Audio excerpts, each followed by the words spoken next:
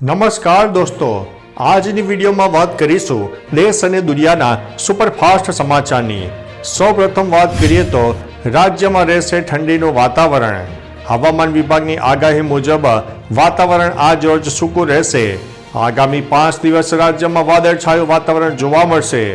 રાજ્યમાં આગામી 24 કલાકમાં કેટલાક જિલ્લાઓમાં 2 થી 3 ડિગ્રી તાપમાનમાં વધારો થવાની શક્યતા છે। ઉત્તર પૂર્વના ઠંડા પવનોને કારણે રાજ્યમાં ઠંડીના ચમકારા સાથે તાપમાનનો પારો પણ ગગડ્યો છે। અન્ય મહત્વના સમાચારની વાત કરીએ તો સંસદની સુરક્ષાનો ભંગ કરનારને ₹10 લાખનું ઇનામ આપશે આ આતંકી।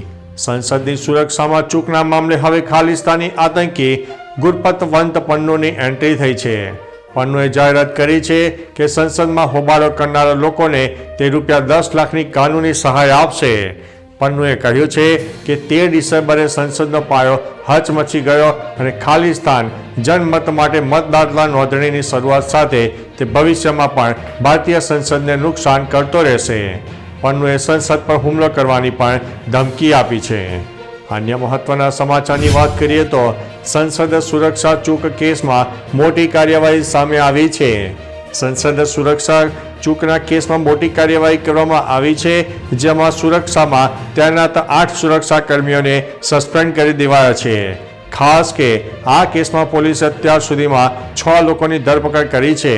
આમાં સાગર, વિકી શર્મા, તેની પત્ની વૃંદા, અમોલ, નીલમ અને મનોરંજન સામેલ છે। સાગરે સંસદમાં પ્રવેશ કર્યો અને ધુમાડો છોડ્યો હતો।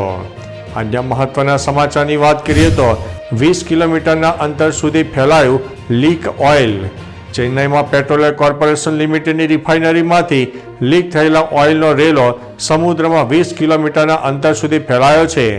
લીક થયેલ ઓઇલ હજુ સુધી અટક્યું નથી। આ ઘટનાને લગભગ 1 સપ્તાહનો સમય થઈ ગયો છે। વાવાઝોડાને કારણે ઓઇલ લીકની ઘટના બની છે। સમુદ્રમાં ઓઇલ ફેલાતા સમુદ્રી જીવોને જોખમ વધ્યું છે। કોસાવ સ્થળ લૈયા નદીમાં પણ ઓઇલ જોવા મળ્યું છે।